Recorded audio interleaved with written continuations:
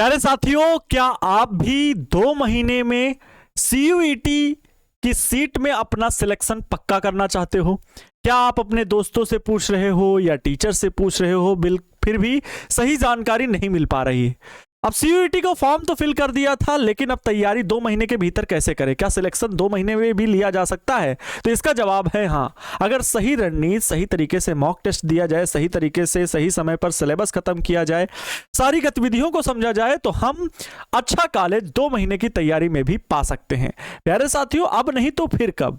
अरे सफलता मिले ना मिले ये तो मुकद्दर की बात है, लेकिन हम कोशिश भी ना करें तो ये गलत बात है। 2 महीने के भीतर आप सभी को क्या स्ट्रेटेजी अपनानी चाहिए, कब आपको मॉक टेस्ट देना चाहिए, कितना आपको रिवीजन करना चाहिए, ये बहुत जरूरी है। जरूरी नहीं कि आप यूट्यूब पर आपको हेल्प नहीं मिल पा रही क्योंकि आप यूट्यूब पर देख रहे हो तो बहुत ज्यादा फ्री कोर्सेज अवेलेबल नहीं है, या कह लो फ्री वीडियोस बहुत ज्यादा अवेलेबल नहीं है। तो सर मॉक टेस्ट कैसे दें? सर हम सॉल्यूशन क्वेश्चन पेपर का चाहते हैं, वो कहां से मिलेगा? सर हम प्रीवियस ईयर क्वेश्चन पेपर चाहते हैं, वो कैसे हम देंगे? टेस्ट कैसे देंगे? सर इन बातों के बारे में हमें तो कोई हेल्प ही नहीं मिल पा रही। हम जनरल टेस्ट देना चाहते हैं, सर हम हिंदी लैंग्वेज लिए हुए हैं, इंग्लिश लैंग्वेज लिए हुए हैं, हमारे domain physics, chemistry, maths, bio, science से रिलेटेड, आर्ट्स से रिलेटेड है। अब इनके प्रैक्टिस सेट हम कैसे लगाएं? बहुत ज्यादा जरूरी है प्यारे बच्चों, क्योंकि प्रैक्टिस मेक्स मैन परफेक्ट। जब आप सभी विषयों की लगातार प्रैक्टिस करते रहोगे तब आपको सिलेक्शन मिल सकता है। प्यारे बच्चों, सीयूईटी का एग्जाम कोई बोर्ड परीक्षा नहीं है। यहां पर हर एक बोर्ड परीक्षा का विद्यार्थी बैठता है, इसलिए आपको अपना स्तर अब बोर्ड परीक्षा से ज्यादा कई गुना ऊपर का सोचना होगा। क्योंकि सीयूईटी की परीक्षा जो पहले अलग अलग यूनिवर्सिटी अपने प्रवेश परीक्षाएं अलग अलग कराती थी, अब वो सीयूईटी यूनिवर्सिटी के तहत केवल एक परीक्षा बना दी गई है। तो हर यूनिवर्सिटी का जो पहले एंट्रेंस एग्जाम हुआ करता था, उसी स्तर का ये आपका सीयूईटी का एग्जाम होता है।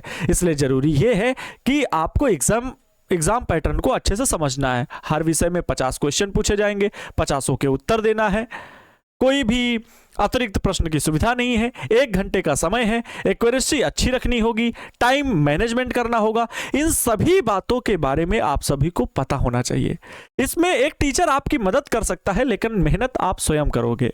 आपको सही दिशा बताई जा सकती है, लेकिन आपको तरीका अपनाना पड़ेगा।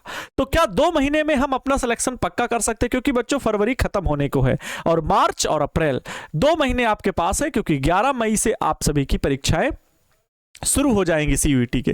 कुल मिला के कह सकते हैं 60 से 70 दिन आप सभी के पास हैं। तो क्या वो तरीका अपनाएं जिससे हम, क्योंकि अभी अभी हम बोर्ड एग्जाम दिए हैं या बोर्ड एग्जाम आप दे रहे हो, क्योंकि यूपी बोर्ड और सीबीएसई बोर्ड की बोर्ड एग्जाम चल रहे हैं 12th वालों के। तो बच्चों आप सभी को करना क्या है, मैं आप सभी को कुछ टिप्स देता हूं। इस वीडियो को पूरा देखना, अपने दोस्त को भी भेजना जो बहुत ज्यादा परेशान है, ठीक है? सबसे पहले तो आप लोग जान लीजिए कि भाई 60 दिनों का जो मास्टर प्लान है लगभग 2 महीने का, वो पहला महीना आप लोगों को कुछ भी नहीं अभी करना है। क्या करना है सर? कुछ भी नहीं, मतलब घर पे हाथ रख के बैठे रहे? नहीं बाबू, कॉन्सेप्ट क्लियर करने के लिए प्रैक्टिस पर ध्यान दें। सबसे इंपॉर्टेंट, अभी आप लोग अपना सिलेबस पूरा करोगे। अपना आप सिलेबस पूरा करो, अनावश्यक चीजों पे ना पढ़ते हुए। जैसे आपको टारगेट बोर्ड सीयूईटी पर ही 6 दिन आपकी लगातार क्लासेस चलती हैं। संडे आप अपना नोट्स जो जितना पढ़े हो उसको रिवाइज कर लो, और आगे जैसे ही अभी बच्चों यूपी बोर्ड की परीक्षाएं खत्म होती हैं, होली के बाद से हम लोग संडे को भी कोई भी ऑफ नहीं रखेंगे। वहां पर आपकी मैराथन क्लासेस लगेंगी, जहां पर हम विषयवार आपको प्रैक्टिस सेट लेकर के आया करेंगे। क्योंकि अभी सिलेबस नहीं खत्म हुआ उतना ज्यादा, तो इसलिए हम लोग अभी बहुत ज्यादा प्रैक्टिस पर, मॉक टेस्ट पर, अभी मॉक टेस्ट मत लगाना। मॉक टेस्ट का मतलब क्या होता है? मॉक टेस्ट होता है बच्चों ओवरऑल आपका जो सब्जेक्ट है। जैसे फिजिक्स का मॉक टेस्ट देना है तो आपको 50 क्वेश्चन का पूरा सेट हल करना है, ठीक है? उस हिसाब से आपको मॉक टेस्ट देना है। तो अभी आप जो प्रैक्टिस सेट करोगे, तो जो 10 प्रश्न पढ़े आपने, 8 प्रश्न पढ़े, 5 प्रश्न पढ़े, उन्हीं प्रश्नों की प्रैक्टिस करनी है। ये हो गया आपका प्रैक्टिस। और सिलेबस में आप सभी को वही 12th में जो आप पढ़ रहे हो, जो आप 12th में बच्चों पढ़े हुए हो, उसी 12th के सिलेबस के महत्वपूर्ण फार्मूले, प्रत्येक चैप्टर के अपनी खुद की शॉर्ट नोट्स बनाइए और उनको याद करिए। कठिन प्रश्नों को हल करना है। आप बोर्ड लेवल के भी कठिन प्रश्न जो हैं, अगर उनको हल कर रहे हैं, मतलब सीयूईटी की प्रिपरेशन आप कर रहे हैं, तो कॉन्सेप्ट क्लियर कर लें, सबसे पहली चीज। दूसरे महीने में अब आती है बात अप्रैल की। मार्च में हम लोगों को पूरा सिलेबस पढ़ना है और 10 अप्रैल तक, मतलब 10 दिन में एक्स्ट्रा दे देता हूं आपको ताकि आप लोग 10 दिन तक हर हाल में सिलेबस को कंप्लीट कर लें। तो मॉक टेस्ट रिवीजन और अपनी स्पीड गति बढ़ाने के लिए ध्यान दें। ये आपको मॉक टेस्ट देने ही देने हैं अप्रैल में, और लगभग 25 मॉक टेस्ट आपको लगा लेने हैं 11 मई से पहले।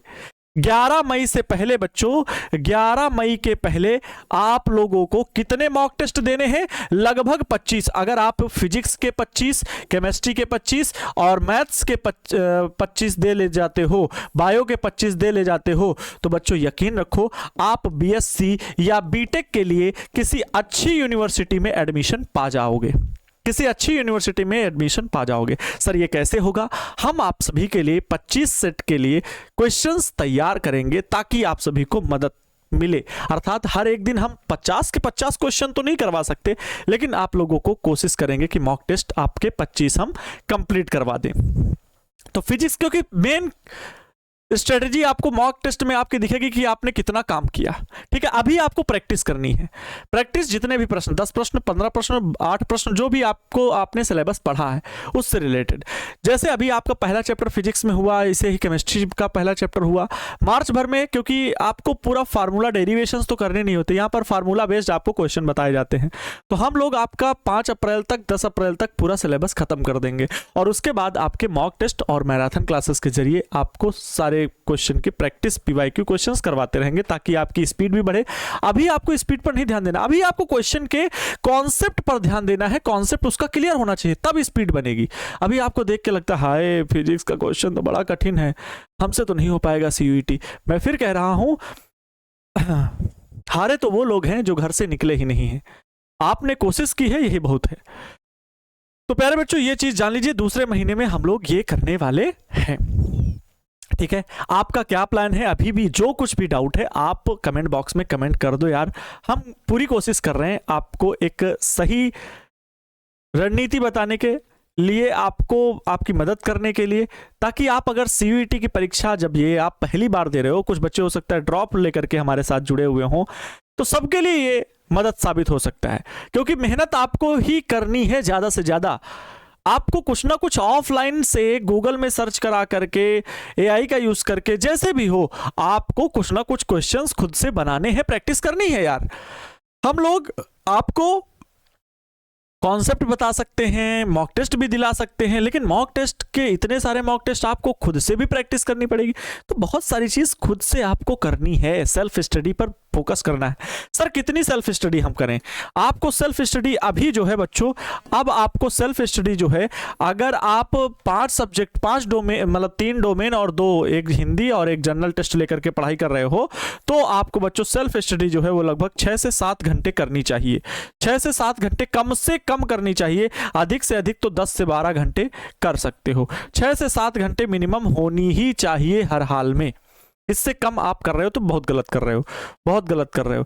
अगला देखिए, विषयवार आप अपनी रणनीति बनाइए। सब्जेक्ट स्ट्रेटेजी आपकी क्या है? विषयवार आप अपनी रणनीति बनाइए कि फिजिक्स में आपको कितना समय देना है, फिजिक्स आपकी किस लेवल की है, फिजिक्स में आपको किस चैप्टर में प्रॉब्लम ज्यादा है। भाई पहले चैप्टर में प्रॉब्लम है, अब तो आप खुद समझ सकते हो। भाई हम आपको पहला चैप्टर पढ़ा रहे हैं, लेकिन आपका वीक 9 चैप्टर है, तो यार 9 चैप्टर के वही सारे कॉन्सेप्ट जो आपने 12th में पढ़े उनको रिवाइज करो ना।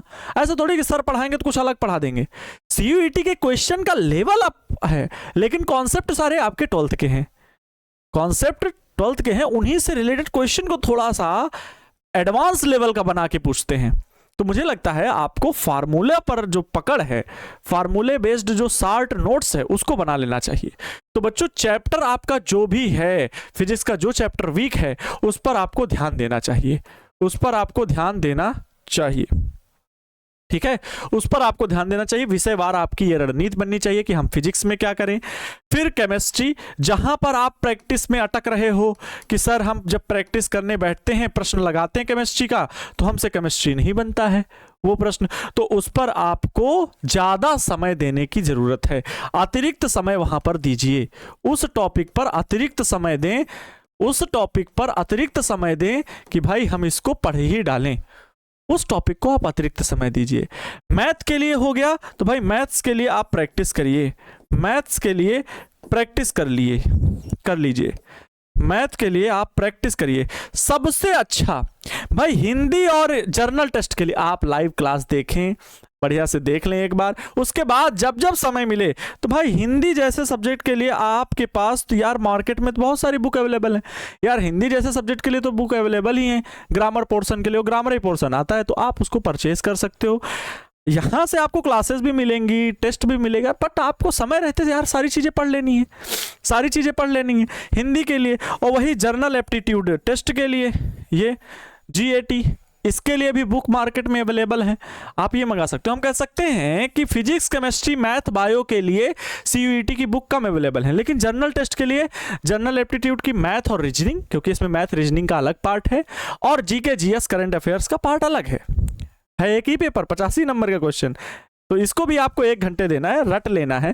लूसेंट की एक किताब आती है, वो अरिहंत की एक किताब आती है जर्नल टेस्ट वगैरह के लिए, आप उसको अप्लाई कर सकते हो, ठीक है, मतलब उसको देख सकते हो, वही किताब आप लेकर के प्रैक्टिस कर सकते हो क्वेश्चंस की हिंदी के लिए। अब ये मैं क्यों कह रहा हूं, अगर आप हिंदी और जर्नल टेस्ट तो लिए हो, इसको तो प्रैक्टिस करो ही करो।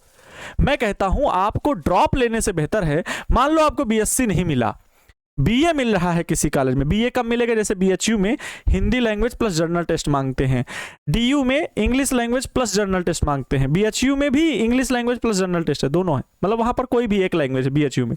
तो अगर आप BSc के लिए फिजिक्स, केमिस्ट्री, मैथ पढ़ रहे थे, साथ में हिंदी और जर्नल टेस्ट भी तैयारी कर रहे थे, आपका फिजिक्स, केमिस्ट्री, मैथ में रैंक अच्छी नहीं आई, आपको BSc या BTech नहीं मिल पाया, तो आप जर्नल टेस्ट और हिंदी की मदद से आप BA यार कर लो। ड्रॉप लेने से बेहतर है कि यार BA कर लेते हैं। मन तो नहीं मानेगा क्योंकि आपका ड्रीम अलग हो सकता है, मैं मानता हूं, लेकिन कुछ बार अनकंडीशनल आपको सब्जेक्ट से प्यार हो जाएगा। अनकंडीशनल प्यार होने का मतलब है, अगर आपको लगता है कि यार हम BTech करने के बाद भी UPSC की तैयारी करना चाहते थे या किसी गवर्नमेंट एग्जाम की प्रिपरेशन करना चाहते हैं, अगर आपका एम है BTech करने के बाद कोई जॉब ही करना, ब्रांच में ही, प्राइवेट जॉब के सेक्टर में ही आपको आगे बढ़ना है, तो फिर आपको BTech ही करना चाहिए। आप BSc कर रहे हो कि हम सर रिसर्च करेंगे, हम एक टीचर बनेंगे, तो फिर आपको उसी सब्जेक्ट को अच्छे नॉलेज के साथ पढ़ना चाहिए। बट आप इस ऑप्शन के साथ भी पढ़ रहे हो कि हम एक कोई ग्रेजुएशन का एक सब्जेक्ट के साथ कोर्स करेंगे, साथ साथ हम किसी कॉम्पिटेटिव एग्जाम की तैयारी करेंगे, वो चाहे बिहार दरोगा हो, UP दरोगा हो, SSC CGL हो, SSC CHSL हो, पुलिस की बहुत सारी भर्तियां रहती हैं जो वो देनी हो, SSC की बहुत सारी भर्तियां होती, GD, रेलवे की, बैंकिंग की, इनकी सर हमें तैयारी करनी है, UPSC की तैयारी करनी है, तो हम सर क्या करें? उसके लिए आपके लिए BA एक बेस्ट ऑप्शन होगा। BA किसी भी सब्जेक्ट से ऑनर्स कर सकते हो, जियोग्राफी, हिस्ट्री, है ना, पॉलिटिकल साइंस, किसी से भी करो, आपको तो पास केवल हिंदी और जर्नल टेस्ट में होना है। तो आपको बहुत सारी यूनिवर्सिटी में इससे रिलेटेड एडमिशन मिल जाएगा अगर इन 2 सब्जेक्ट में आपकी रैंक अच्छी होगी, ठीक है, समझ गए। आइए डोमेन विषय पर सबसे बड़ा मुद्दा रहता है, डोमेन विषय की प्रैक्टिस कैसे करें। तो NCERT की एक एक लाइन को ध्यान से पढ़ें। सर NCERT बुक मिल जाएगी? हाँ, आपको तो ये कह सकते हैं, बहुत सारे एप्लीकेशन है NCERT बुक करके एक एप्लीकेशन है जिसमें आप NCERT की सारी बुक डाउनलोड कर सकते हो, ठीक है। फार्मूला और महत्वपूर्ण कॉन्सेप्ट की एक शॉर्ट सीट बनाए। मैं फिर कह रहा हूं, अभी मैंने कहा आप यार हम पढ़ाएंगे आपको बाद में, पहले एक शॉर्ट नोट्स बना डालो जो 12th में आप पढ़े हो सभी फार्मूलों की, जिससे जब हम पढ़ाएंगे तो आपको रिवीजन होगा। हाँ सर ये वाला पढ़े हैं, ऐसे पढ़े, इस पर बेस्ड देखो इस तरह का क्वेश्चन पूछा जाता है। जब हम वो क्वेश्चन की प्रैक्टिस कराएंगे, उसका तरीका बताएंगे, तो आपका दिमाग अच्छा वर्क भी करेगा और उस तरह के क्वेश्चन पर आप हमसे पहले वहां पर क्वेश्चन बना रहे होगे। आप अगर इस चीज को ऐसे लेके चलोगे कि ये तो 12th जैसा सिलेबस है सर, जैसे जैसे बढ़ाते जाएंगे वैसे वैसे पढ़ते जाएंगे, तो ये वैसा नहीं है। आप बैच में जुड़े हो, मैं कहता हूं आप लक्ष्य बैच में ये 649 रुपए फी दे करके जुड़े हो, ये फी दे करके जुड़े हो। ये फी का उद्देश्य, ये बैच का उद्देश्य आपको एक सही रणनीति के साथ धीरे धीरे आगे बढ़ना है, हमें सिलेबस पूरा करना है, फिर मॉक टेस्ट दिलवाने हैं, इस तरह से हम करेंगे। लेकिन आपको इतना बड़ा सिलेबस, इसकी बार बार प्रैक्टिस, बार बार रिवीजन, इसके लिए आप 12th जब अच्छे से पढ़े हो तो प्लीज फार्मूला सीट खुद से बनाओ, चार्ट खुद से बनाओ। यहाँ पर आपको प्रैक्टिस के लिए जब क्लास चले तो उसका रिवीजन होगा, क्योंकि आप 12th में पढ़ चुके हो ऑलरेडी। यहाँ पर जब पढ़ोगे तो वो तीसरी बार आप रिवीजन कर रहे होगे। सोचो आप खुद का शॉर्ट नोट से एक बनाए हुए हैं हर एक चैप्टर का। मान लो 2nd चैप्टर वैद्युत विभव तथा धारिता है, धारिता से संबंधित सारे सूत्र लिख डालो, सभी संधारित्रों के सूत्र लिख डालो, संधारित्रों का संयोजन का सूत्र लिख डालो, ठीक है, और उन पर बेस्ड अगर आप न्यूमेरिकल लगा सकते हो तो लगाओ, नहीं तो पहले शॉर्ट नोट्स बनाओ। तीसरे चैप्टर वैद्युत धारा इलेक्ट्रिक करंट के सारे फार्मूले लिख डालो, किरचॉफ के नियम से संबंधित 1-2 क्वेश्चन सॉल्व कर डालो। तो इस प्रकार से आपको पहले नोट्स बना लो, हम लोग तो आपको पढ़ा ही रहे हैं, ठीक है। तो खुद से आपको सेल्फ स्टडी पर बहुत फोकस करना पड़ेगा, ज्यादा से ज्यादा एमसीक्यू आधारित प्रश्नों को हल करें, क्योंकि बच्चों आपको पता है ये लॉन्ग क्वेश्चन बहुत लेंथी क्वेश्चन होता है, मतलब एक ऑब्जेक्टिव क्वेश्चन को जब आपकी प्रैक्टिस हो जाएगी तब आप 2-3 मिनट में आराम से सॉल्व कर लोगे, लेकिन जब तक प्रैक्टिस नहीं है तब तक हमें ही आपको एक क्वेश्चन बताने में 10 मिनट चला जाता है, समय 7-8 मिनट का समय चला जाता है ना। पिछली क्लास में हम जब थोड़ा एडवांस लेवल का क्वेश्चन लेकर के आए तो 8 क्वेश्चन ही 7-8 क्वेश्चन 1 घंटे की क्लास में हो पाए। तो यही होता है प्यारे बच्चों कि आपको फिर ज्यादा समय लगेगा, क्योंकि अभी आप सीख रहे हो, अभी आप प्रैक्टिस कर रहे हो।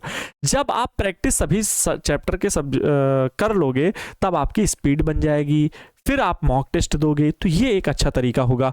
उन चैप्टर्स पर अधिक ध्यान दें जिनका वेटेज अंक भार ज्यादा है, जैसे बच्चों चैप्टर 1, चैप्टर 2, चैप्टर 3, ठीक है, इधर ऑप्टिक्स का पार्ट और मॉडर्न फिजिक्स का पार्ट बहुत ज़्यादा फिजिक्स में इंपॉर्टेंट है, तो उन पर विशेष ध्यान देना है, ठीक है। ये चैप्टर ज़्यादा महत्वपूर्ण है। याद रखें सबसे जरूरी चीज जो बच्चों को भ्रम है, यह बोर्ड परीक्षा नहीं है, यहाँ लंबे उत्तर नहीं बल्कि सही विकल्प चुनना मायने रखता है। आपको लंबे उत्तर नहीं लिखना है, और ये बोर्ड परीक्षा जैसा कोई हलवा क्वेश्चन पेपर नहीं आता है। CUET का लेवल एक अच्छे लेवल का क्वेश्चन पेपर होता है, जिसको हल करने के लिए आपको सही समय, सही तरीका, सही रणनीति, सही स्ट्रेटेजी आपको अपनानी पड़ेगी। मैं फिर कहता हूं आपको, अगर आप हार्ड वर्क करना जानते हो, आप कंसिस्टेंस हो, तो जरूरी नहीं कि आप एक्सीलेंट हो, लेकिन आपका हार्ड वर्क, आपका कंसिस्टेंस होना अपने उद्देश्य के प्रति आपको सफलता तक पहुंचा देगा। इसलिए प्यारे साथियों, मेरा मानना यह है कि अब जब कदम रख ही दिया है तो वो अंगारे कितने भी हमारे सामने पड़ी हों, हम उन पर चल करके अपने लक्ष्य तक पहुंचेंगे। जब आंखों में अरमान लिया, मंजिल को अपना मान लिया, तो मुश्किल के आसान क्या बस ठान लिया तो ठान लिया। मंजिल ने हौसले से कहा तेरे बस की बात नहीं, हौसले ने मंजिल की आंखों में आंखें डाल के बोला चल झूठी तेरी इतनी औकात नहीं। प्यारे बच्चों, हो सकता है आपको लग रहा हो कि सर हमें केवल पूरा कंटेंट दे दीजिए, पूरा मटेरियल दे दीजिए। मैं कहता हूं मैं सब कुछ अगर दे भी दूं ना, तब भी आप उसे ना पढ़ पाओगे, ना समझ पाओगे, ना कर पाओगे। ऐसा लगेगा कि हमें अभी खाली खाली है। क्यों?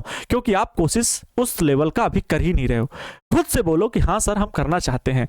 प्लीज गूगल सर्च करो, AI सर्च करो, बुक्स मार्केट में सर्च करो, अपने ही बोर्ड लेवल के जो कठिन प्रश्न हैं उनको लगाना हल करो, NCERT के क्वेश्चंस खुद से सॉल्व करना करो। यार कुछ ना कुछ तो हम करेंगे ही। आपके पास CUET का बच्चों जब क्वेश्चन पेपर आएगा तब आसान लगेगा। अभी हम लोग प्रैक्टिस करा रहे हैं, अभी आप ज्वाइन हो सकते हो बैच में, अगर नहीं लिए हो तो लक्ष्य बैच में आप ज्वाइन हो सकते हो, ठीक है। हम लोग आपको ये इस बार गारंटी देते हैं कि हम आपके साथ कंधे से कंधा मिला करके चलेंगे। बात सिर्फ इतनी है, आपको भी बहुत सारे एफर्ट्स डालने होंगे, सिर्फ टीचर्स के कहने से नहीं होगा, आपको बहुत सारा एफर्ट्स डालना होगा। सबसे ज्यादा आपको टीचर 1 घंटे की क्लास में एक सब्जेक्ट के कितने टॉपिक बता सकते हैं वो आप खुद समझ सकते हो। इसलिए आपको आपके एफर्ट्स बहुत मायने रखते हैं प्लीज, क्योंकि ये साल भर से नहीं CUET को पढ़ाया जा रहा है। CUET 2 महीने में आप सभी को पढ़ाना है, पढ़ना है और सिलेक्शन भी लेना है, ठीक है, सिलेक्शन भी लेना है। चलिए बच्चों, दूसरा भाषा सिलेक्शन गतिविधि पर समझ लीजिए।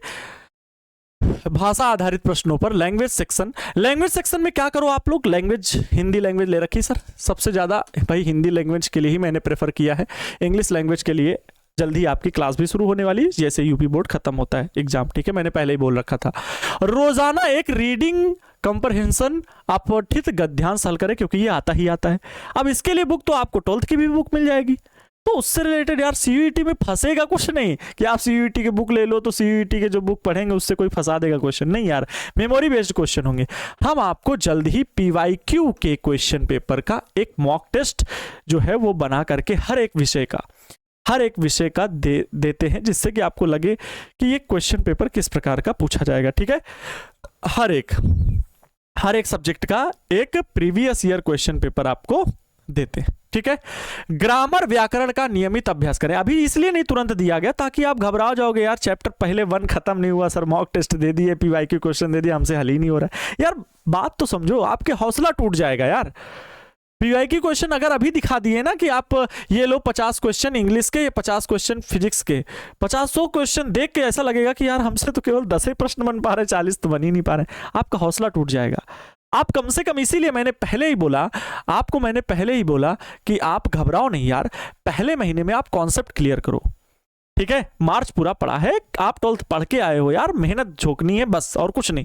तो आप अपनी स्ट्रेटजी, अपने शॉर्ट नोट्स आप अपने तरीके से बना के रखो, और टीचर आपको जो पढ़ा रहा है वो हर एक सब्जेक्ट टीचर रोज डेली क्वेश्चन लेकर के आ रहा है, 7, 8, 10 क्वेश्चन करा रहा है, आपको प्रैक्टिस करा रहा है, आप उसको ध्यान से देखना है कि ये क्वेश्चन किस लेवल का सर करा रहे हैं। इस चीज को अगर आप समझ गए कि हम और हमारा टीचर दोनों को एक साथ मेहनत करनी है, बल्कि हमें ज्यादा एफर्ट्स डालने हैं क्योंकि समय कम है, तो फिर आप सिलेक्शन तक पहुंच जाओगे, ठीक है। क्योंकि ये बोर्ड परीक्षा नहीं है कि हम कोई हलवा जैसा एक क्लास में प्रश्न ऐसे बता देंगे जो छप जाएंगे आपकी परीक्षा में, ऐसा कुछ भी नहीं, ठीक है। कॉन्सेप्ट बताए जा सकते हैं। तो ग्रामर व्यकरण का नियमित अभ्यास करें, हर दिन 20 नए शब्द वोकैबुलरी के याद करें, आपको मदद मिलेगी। पिछले वर्षों के प्रश्न पीवाईक्यू को हल करें। टिप्स क्या है कि गति से ज्यादा अपनी सटीकता पर ध्यान दें। मतलब बहुत ज्यादा अभी आपको प्रैक्टिस में नहीं कि यार हम तो 2 घंटा हो गया, 50 प्रश्न बनाने में 2-2.5 घंटा लग गया, तो भाई 2-2.5 घंटा नहीं लगने दो यार, 1-2 मॉक टेस्ट में 1-2 क्वेश्चन पेपर को हल करने में समय जाने दो। पहले ये देखो आपकी एक्यूरेसी, सटीकता क्या है। 20 नए शब्द अर्थात जो विलोम शब्द, पर्यायवाची, इनसे संबंधित जो प्रश्न है भाई, 20 नए शब्द, आप 20 नए मुहावरे, 20 नए पर्यायवाची, ये सब डेली पढ़ो, ठीक है। ग्रामर व्याकरण नियमित अभ्यास करें, हिंदी के लिए भी ऐसा ही रूल है। पिछले वर्षों के प्रश्न को दो, अगर इंग्लिश सब्जेक्ट ले रखे हो तो अलग बात है, ठीक है। अगला देखो, जर्नल टेस्ट। जर्नल टेस्ट के लिए क्या करना है? जर्नल टेस्ट के लिए क्वांटिटिव एप्टीट्यूड, ठीक है, गणितीय योग्यता का अभ्यास। गणित आपको पढ़ाएंगे पवन सर, ठीक है, वो आपको। जी, जर्नल टेस्ट की क्लास कब होती है कौन बताएगा भाई? 8:15 पर शाम में होती है, 8:15 PM पर, ठीक है। इसी में आपकी जर्नल टेस्ट होनी है, इसी में आपकी मैथ्स होनी है। तो आपको तो लगेगा ऐसा कि सर बड़े धीरे हो रहा है, जर्नल टेस्ट की एक को क्लास हुई है, फिर मैथ्स की अभी एक क्लास हुई है, तो वो दोनों साथ साथ चलेंगे। 3 दिन जर्नल हो गया, 3 दिन मैथ्स हो गया, रीजनिंग हो गया, आपको प्रैक्टिस कराते हुए चलेंगे, अभ्यास कराते हुए चलेंगे। है तो 1-1 घंटा का पेपर ना, ये भी जर्नल टेस्ट वाला 1 आवर का पेपर है, 50 क्वेश्चन है, तो हम भी तो 1 ही घंटे का समय निकाल के ना पढ़ाएंगे, क्योंकि अदर डोमेन भी सब्जेक्ट भी हैं, उनके लिए भी तो CUET चैनल खाली होना चाहिए, है ना, कि जर्नल टेस्ट ही केवल पढ़ा देंगे। लॉजिकल रीजनिंग, तर्कशक्ति अर्थात रीजनिंग, और करंट अफेयर्स, पिछले 1 साल की महत्वपूर्ण घटनाएं, जीके, सामान्य ज्ञान, जिसमें आपका संविधान, इतिहास, भूगोल सब कुछ पूछा जाता है सामान्य ज्ञान से संबंधित। इसके लिए आपके पास एक लूसेंट बुक आती है, वो मुझे लगता है आपके लिए पर्याप्त होगी, ठीक है, आपके लिए वो लूसेंट बुक पर्याप्त होगी, इतना कर लेते हो तो, ठीक है, इतना कर लेते हो तो। मैं आप सभी से कहूंगा, डोमेन सब्जेक्ट अगर आपके पास 3 सब्जेक्ट हैं तो इसमें आप 4 घंटे देना शुरू करो। जर्नल टेस्ट के लिए आप लोग 1 घंटा देना शुरू करो, ठीक है, 1 घंटा नहीं, 1 घंटा 30 मिनट, ठीक है, 1 घंटा 30 मिनट देना शुरू करो। और वहीं पर हिंदी लैंग्वेज या इंग्लिश लैंग्वेज जो है आपके पास, लैंग्वेज पेपर कुछ भी है, उसके लिए आप क्या करो, 1 घंटा देना शुरू करो घर पे। 4, 1, 5, 4, 1, 5, 1, 6, लगभग 6 से 7 घंटे की स्टडी हो रही है। मैंने फिर पहले ही कहा था, मैंने पहले ही स्लाइड में ये बच्चों बोला था कि आप सभी को जो है मिनिमम 6 से 7 घंटे की पढ़ाई करनी होगी, तब जाके आपके विषय कंप्लीट हो पाएंगे। और 10 से 12 घंटे मैक्सिमम, ये उन बच्चों के लिए जो सिलेक्शन को सुनिश्चित करना चाहते हैं कि बस हम तो हम। और जो ये 6-7 घंटे, मैं फिर कह रहा हूं, आप एवरेज स्टूडेंट के श्रेणी में खड़े होगे, फिर आप बाद में डिसाइड कर रहे होगे कि यार रैंक उतनी अच्छी नहीं आई, मुझे कैंपस सिलेक्शन तो मिल ही नहीं रहा, कॉलेज ये वाला मिल रहा है, लेकिन क्या करूं, सर कह रहे थे तब मैंने माना नहीं, मैं तो सर के भरोसे ही बैठा था। यार बाद में मुझे ही कहोगे, हाँ, बाद में मुझे ही कहोगे, ठीक है। देखो मैं आपको गाइड कर सकता हूँ बच्चों, 2 महीने का टाइम है, ठीक है, 2 महीने का टाइम है। मैं 2 महीने के टाइम में आपके साथ आपका हौसला अफजाई करने के लिए, मैं फिर कह रहा हूँ, आपका हौसला बढ़ा सकता हूँ, आपको सही दिशा बता सकता हूँ, सही तरीका बता सकता हूँ, मेहनत आपको करनी है। हम सही तरीके के क्वेश्चंस बता सकते हैं, प्रैक्टिस आपको करनी है। हम सही कॉन्सेप्ट आपको बता सकते हैं, प्रैक्टिस आपको करनी है। जल्दबाजी हम कर नहीं सकते, क्योंकि हमें सभी बच्चों का स्तर लेके चलना है। क्योंकि इसमें UP board, Bihar board, MP board, Jharkhand board, हर बोर्ड के बच्चे जुड़े हुए हैं। तो हमें हर बोर्ड की परीक्षाओं के प्रश्न पत्रों को भी देखना है, कब भाई कहाँ बोर्ड एग्जाम हो रहा है, उसी आधार पर चलना है, क्योंकि शिकायत सबकी आने लगती है भाई। हाँ, तो इस आधार पर बच्चों आप सभी की क्लासेस कंटिन्यू अब चल रही हैं। जियोग्राफी, हिस्ट्री की क्लास एप्लीकेशन पर शिफ्ट हो गई है। जैसे ही फिजिक्स और केमिस्ट्री की भी पहले चैप्टर की क्लास खत्म होगी, एप्लीकेशन पर हो जाएगी। तो आप सभी जितने भी छात्र हैं, आप लक्ष्य बैच CUET से जुड़ सकते हैं, अपने दोस्तों को बोल सकते हैं। 649 रुपये फी है बच्चों, ये बहुत कम कास्ट है, जिसमें आपको हम क्या क्या दे रहे हैं। सारे टीचर्स की टीम आपको पढ़ा रही है। मैं कह रहा हूँ इतने रुपए किसी अच्छे कैरियर कोच से आप गाइडेंस लोगे ना, तो वो इतने रुपए एक बार के कॉलिंग के ले लेता है, एक बार के कॉलिंग के ले लेता है कि सर हम इसके लिए क्या क्या डोमेन लें, क्या स्ट्रेटजी अपनाएं जिससे कि हमारा सिलेक्शन हो जाए।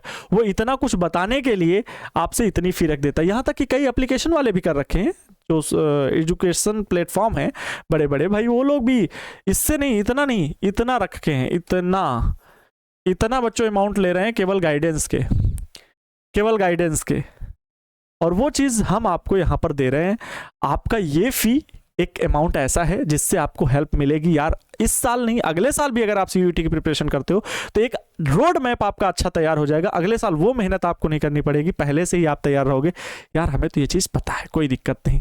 तो इसलिए आप तैयारी करना चाहते हो, 12th में थे, फॉर्म फिल किए नहीं किए, आपको ये चीज़ मदद करा सकती है, कहीं ना कहीं आपको मदद करेगा। ठीक है, मैं बस इतना ही चाहता हूँ यार, खाली मत बैठो 2-3 महीने। मेरी यार अगर ऐसा कुछ होता ना तो मैं ये भी नहीं रखता, लेकिन बस यही चाहता हूं कि आप खाली ना बैठो और इन 3 महीने में कुछ तो करें, है ना। कर भला तो हो भला यार, कुछ तो ट्राई करेंगे, इतना ही सा ट्राई करें। मैं भी तो 11th 12th पढ़ाता हूँ, यहाँ तक कि समय मिलता है तो 9th की क्लास भी पढ़ाता हूँ। फिर आपके लिए CUET के लिए भी प्रिपरेशन कराने के लिए यार खड़ा हूँ, कंधे से कंधा मिला करके। आपको जनरल टेस्ट पढ़ाना है, आपके लिए फिजिक्स पढ़ाना है, प्लस आपको गाइड करने के लिए समय समय पर आपको आपका हौसला अफजाई करना है। सब चीज़ के लिए तो मैं साथ खड़ा हूँ। हम ट्राई कर सकते हो यार, तुम भी ट्राई कर सकते हो। हमें आज नहीं सफलता मिलेगी यार, कल मिलेगी। लेकिन हमें पता है कि हमारे मार्गदर्शन में कई बच्चों ने यार CUET की भी परीक्षा पास की है, JEE मेंस की भी परीक्षा पास की है, BSc नर्सिंग भी बच्चे कर रहे हैं। तो यार हमें कुछ ना कुछ तो होगा, जो बच्चों के मार्गदर्शन की वजह से शायद बच्चे वहां तक पहुंचे। तो हम बस वही चाहते हैं कि हमारे साथ जो बच्चे जुड़ के पढ़ाई कर रहे हैं, अगर सही स्ट्रेटजी, सही तरीका अपनाएंगे तो शायद वो भी सफलता को प्राप्त कर लें। प्यारे बच्चों, सफलता दूर नहीं है, ईश्वर का दिया कभी अल्प नहीं होता, जो टूट जाए वो संकल्प नहीं होता, हार को लक्ष्य से दूर ही रखना जीत का कोई विकल्प नहीं होता। कैसी लगी ये आज का सेशन? आप अपनी तैयारी के लिए अब खुद से तटस्थ हो कि नहीं, वचनबद्ध हो कि नहीं? अगर आपने खुद से कमिटमेंट कर ली कि हम ये करने वाले हैं, तो ये 10 से 12 घंटे की क्लास जो मैंने बोली है खुद से सेल्फ स्टडी, वो आप करोगे। ठीक है, और मुझे सिलेक्शन चाहिए अब हो गई। अभी तक प्यार से समझा रहे थे, अब आपसे जोश में समझा रहे हैं। ये वार्निंग है, मुझे आपका सिलेक्शन चाहिए। तो ये वाला टिक है ना जो 10 से 12 घंटे, यार खून पसीना बहने दो जो भी है, लेकिन मुझे सिलेक्शन चाहिए। ठीक है, मैं फिर से कहता हूं, मुझे आप सभी से सिलेक्शन की पूरी उम्मीद है और आप सभी लोग एक अच्छे यूनिवर्सिटी में जाने वाले हो। Wish you all the best. पहले से बहुत बहुत शुभकामनाएं। Thank you so much. मिलते हैं नेक्स्ट क्लास में। जय हिंद, वंदे मातरम।